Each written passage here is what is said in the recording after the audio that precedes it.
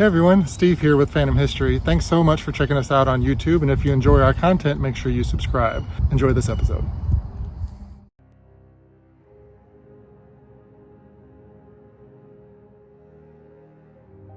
As she walked through the former lobby of the old hotel, Lauren waited for the dowsing rods she carried in her hands to cross. When they finally did, she knew she had found her target, the spirit of a little girl who wanted to play hide and seek. "Go hide again," Lauren said to the empty room.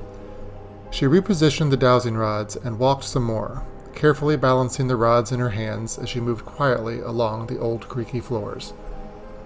The rods remained parallel, at least until she knelt and looked under the dining room table. That's when the rods crossed again. At the exact same time, several strategically placed cat balls all lit up. The witch's familiar paranormal research team had discovered a new way to communicate with the dearly departed, by playing hide and seek with the spirit of a little girl at the Mineral Springs Hotel in Alton, Illinois. I'm Steve Blanchard. Welcome to Phantom History.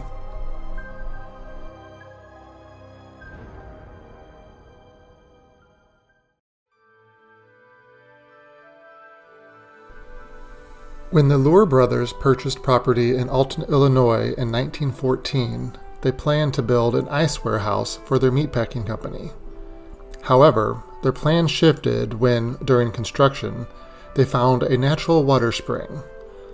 The water was rich in sulfur, and the brothers immediately changed their plans, according to Lauren Pittman of the Witch's Familiar Paranormal Research Team. The Lure brothers had owned a butcher shop, and they decided that they wanted to purchase this property to make like a refrigerated meat storage facility. And when they started digging on the property, that's when they found the mineral water underneath. So back in that day, early 1900s into the mid 1900s, mineral water was all the rage. It was one of those things where it could cure anything. If you had the hiccups, it would cure the hiccups. If you were addicted to alcohol, it could cure that. So, if you had an outside affliction, you went and you bathed in it. If you had an inside affliction, you drank it. Before it became common knowledge that the mineral water discovered was not curative of, anything, the brothers had built a 100-room hotel on the site directly over a bottling plant that reached 5 levels below the street. During its heyday, the hotel remained packed with tourists looking to cure a long list of ailments, while the bottling plant beneath churned out bottles of the water to be shipped to 12 different states. It was, super fancy for its time. It was one of the nicest ones in the area. It was the largest swimming pool in the state of Illinois at one point, and it had the largest dining table in the state of Illinois at one point. Just kind of became this tourist destination for people. Even after the Lure brothers sold the hotel, it thrived for decades, at least until the 1960s. Business started to decline, kind of turned into this, squatters' residence, pay by the hour, pay by the night kind of hotel. They turned it into antique mall for a while, and then eventually it just kind of died out. The ongoing evolution of the building has continued well into the 2000s, and it has held several different businesses over the years, and it has been an active paranormal investigation location. When Lauren first visited, she told her friend Gina Whaley that she was convinced the building was haunted. We use this app called Ghost2, or at least we used to. We use different apps now. And she was telling me a story about how there was a hole in the floor, and the app shouted at her to stop because she was pacing before she fell into that hole. So that story is what stuck out to me. And then so we went, and then my first time there, it was us, one of her friends, and then just another woman that was there, kind of like hung out with us. And so it was the 4 of us, and we were up in Pearl's room, who is our favorite spirit there. We love her. And so much happened in a matter of seconds that just solidified everything. Pearl Sons, who Gina referred to, was a guest at the Mineral Springs Hotel in the 1960s, and she took her life one afternoon in one of the upstairs bedrooms. Since their initial visit, Gina and Lauren have investigated the Mineral Springs Hotel at least 20 times, they say. They're both very familiar with the layout of the building, the legends around it, and the spirits themselves. But the spirit of Pearl especially seems willing to make itself known. So we were sitting in her room. Lauren always sits in the spot where her bed was, and then I always sit on the other side. And so we were just kind of sitting there, and all of a sudden I just get, like Lauren said, that spiderwebby feeling. So I just kind of cross my arms, and then I look across the way and see Lauren kind of doing this too. And she goes, "Ooh, I'm getting that feeling on the back of my neck again." And then all of a sudden we had a spirit box and some cat balls. All of a sudden the spirit box went off with like piano notes, which is just very weird for a spirit box to do. And our cat ball went off just instantly. According to newspaper reports, Pearl's sons checked into that hotel on a summer day in 1965 under a pseudonym and died of an apparent overdose after taking pills. She never woke up. After her husband had reported her missing the night before, her body was eventually discovered late the next morning by an assistant manager of the hotel. It's believed that Pearl still haunts the room in which she died, and she's also believed to be the Jasmine lady so many investigators encounter in the stairwell of the Mineral Springs Hotel. That belief comes from a tour her nephew attended in the building with Troy Taylor, a local historian and owner of the Mineral Springs Oddities Museum, which is housed within the hotel. Gina shares that story. Well, there's another spirit that haunts the staircase that's in the lobby. All of the stories that go with that spirit aren't actually true. People tend to smell jasmine really, really strongly in that staircase. So a few years ago, Troy actually was able to talk to Pearl's nephew. And so he took him up into the room, and all of a sudden he started laughing. And he goes, "Just thinking of my Aunt Pearl, and how every time I would come home, my mom would have to bathe me like 5 times because I always smelled like her favorite perfume, jasmine." So they then connected the Jasmine lady, who they determined was the spirit on the staircase, to Pearl. And so we kind of think that she has free roam over the building. Not entirely sure, but anytime we're in her room, we get activity. And she never lets us down. While Pearl may be the most popular and most talkative spirit, there are plenty of others inhabiting the Mineral Springs Hotel in Alton, Illinois. It was, after all, a bottling plant in addition to being a healing hotel for guests looking to enjoy the relief of the mineral water found beneath it. Remains of that former bottling plant still rest beneath the basement of the building, 5 stories deep, and Lauren believes some spirits of those who worked there, and others, are still present, if not a little cranky. It was actually the old bottling factory, so that's where the cistern was for the mineral water. And then they set up like conveyor belts and everything down there, and they actually bottled it and sold it around the country. But yeah, that's where we get the cranky spirits. We know that they're male just from asking questions. We think some of them speak different languages because we've had instances where they have changed the language on our devices to different languages. And we've actually gotten other languages come through on our Phasma box, which is very rare.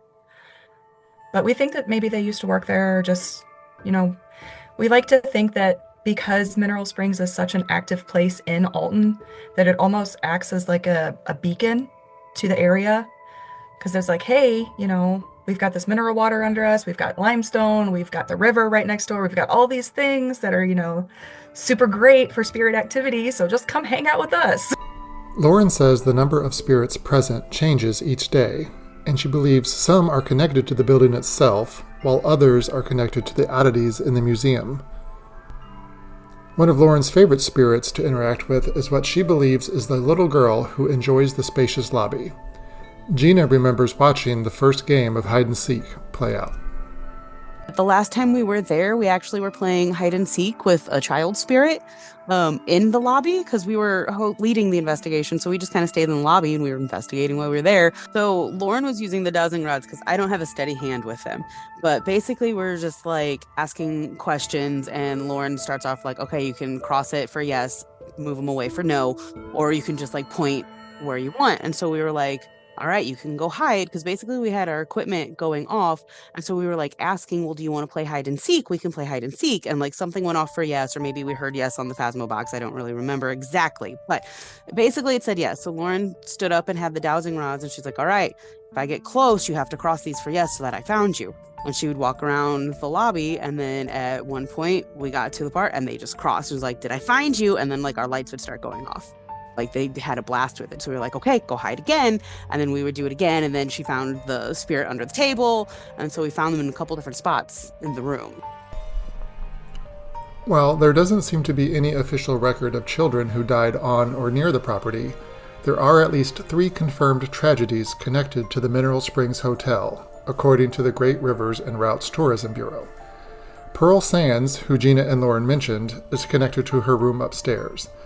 The spirit of Lou Harwood is said to haunt the hotel bar ever since he took his own life with a firearm just a few short years after the business opened. And there's the spirit of Clarence Blair, a man from Granite City who dove into the large Mineral Springs pool early one morning, but dove too deep and knocked himself unconscious. Some people say that he was there for swimming lessons. Some people say that he was there for a cannonball tournament, which I didn't realize that was a thing. But anyway, he got there before anybody else was there, went to dive in, but dove in at the shallow end. So hit his head on the bottom, knocked himself unconscious. But this pool was filled with mineral water, and naturally mineral water is kind of cloudy and gray, so you can't see through it. So nobody found him until other people got into the pool and bumped into him.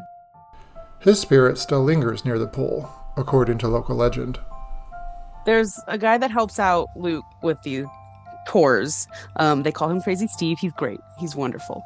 So basically they're saying like they're on one of their tours and they're in the pool. So what Troy likes to do is Luke likes to let people into the pool. So Troy was standing in the pool. Everybody was like lining the sides.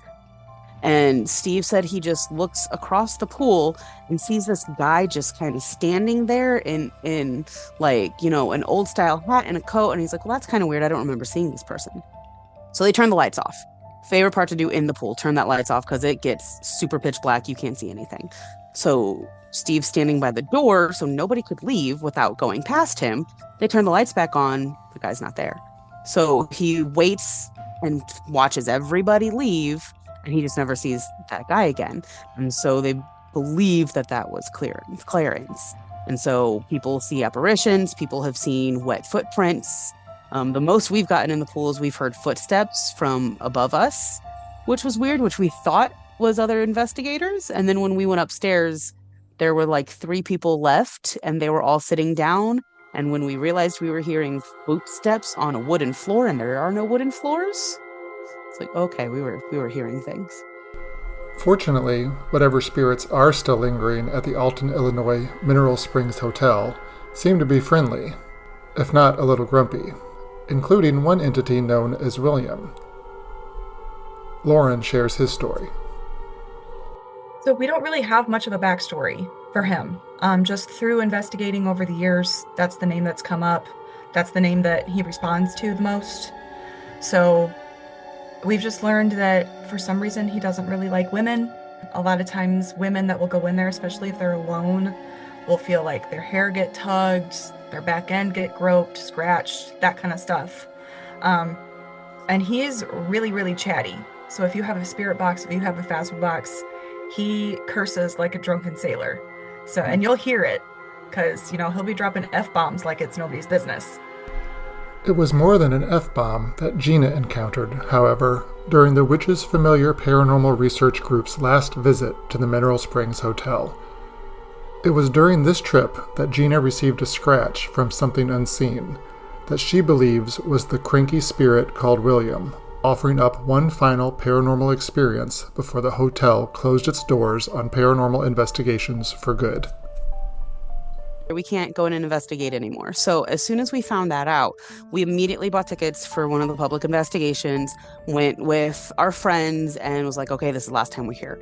While we were there, we were in William's room. We're like, all right, William, we're not coming back. You know, we're not going to be able to. This is going to be the last time you see us. You know, said goodbye to all our spirits, especially him. And we left. We made our peace. We left. A week later, Troy reached out to us and was like, would you guys like to help me host this event? So we were like, yeah. So we went into the room and we were like, sup, William, we're back. And I think he was annoyed that we were back after we told him we weren't coming back. And so we had about 41 people on this tour.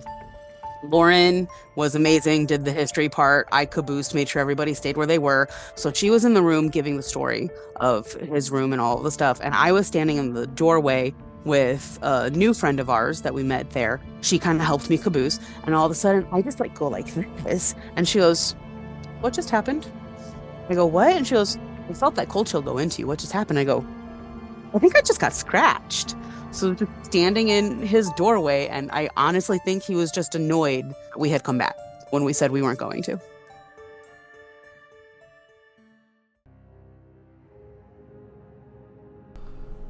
Thank you to Gina Whaley and Laura Pittman of the Witches Familiar Paranormal Research Group for sharing their experiences at the Mineral Springs Hotel in Alton, Illinois. You can learn more about them by finding them on Facebook, YouTube, and Blue Sky. This episode of Phantom History was written, edited, and produced by me, Steve Blanchard, right here in the Phantom History House Library in Tampa, Florida. To learn more about our paranormal bed and breakfast experience, or to book your own stay, visit us at phantomhistoryhouse.com. You can also follow the B&B and this podcast on Facebook, Instagram, Blue Sky, and YouTube. Music for this episode was provided by Chad Crouch, Purple Planet Music, and Silverman Sound. And, as always, thanks for listening. Hey, thanks so much for watching that. And remember, if you go to phantomhistory.com, you can sign up for our newsletter where you will be alerted when we have a new podcast that drops, and also information about other events.